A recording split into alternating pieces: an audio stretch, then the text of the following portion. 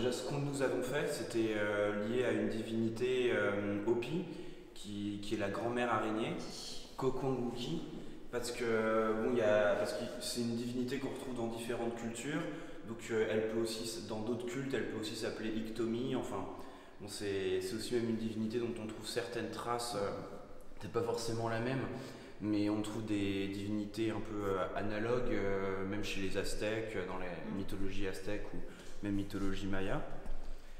Et donc c'est une divinité qui est la déesse, une sorte de divinité hybride, chimérique, entre la femme et l'araignée, quoi. Un mythe Hopi à la sauce anglo-saxonne.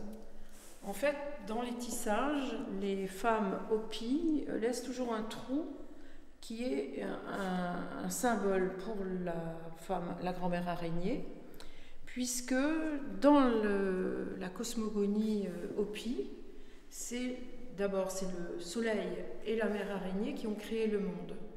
La grand-mère araignée a créé les hommes avec de la boue. Et elle a réussi à faire passer les hommes du premier au deuxième monde, au troisième monde, au quatrième monde. Donc nous serions, nous, ici, au quatrième monde. Et donc c'est grâce à elle que, en fait, il y a peut-être une analogie avec des peuples passés par le détroit de Bering, etc. Mais il y a une analogie avec des états différents de l'humanité, peut-être dans des endroits différents. Mais en fait, ça me fait rebondir un peu sur ces histoires de transition entre les mondes. Moi je vais faire une sorte de raccourci envers les transitions entre les pratiques, en fait.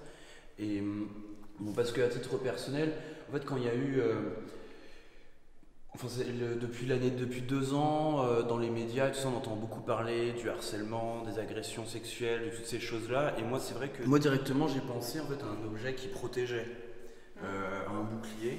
Et donc j'ai commencé à évoluer sur l'idée du bouclier, et un bouclier aussi qui peut-être même faisait presque penser à un batracien sur les bords. Et donc ça a évolué comme ça, et j'ai essayé de faire des allers-retours autour de cette idée de bouclier en y pensant comme une sorte de conception d'une maquette, quoi. Et l'idée, c'était de décliner cette maquette en plusieurs types. Donc ça a été papier découpé en toute petite taille, et puis ensuite ce qui m'a servi de base à faire le plus grand. Et ici, une plaque en terre crue qui reprend en fait tout simplement un détail de cette forme-là.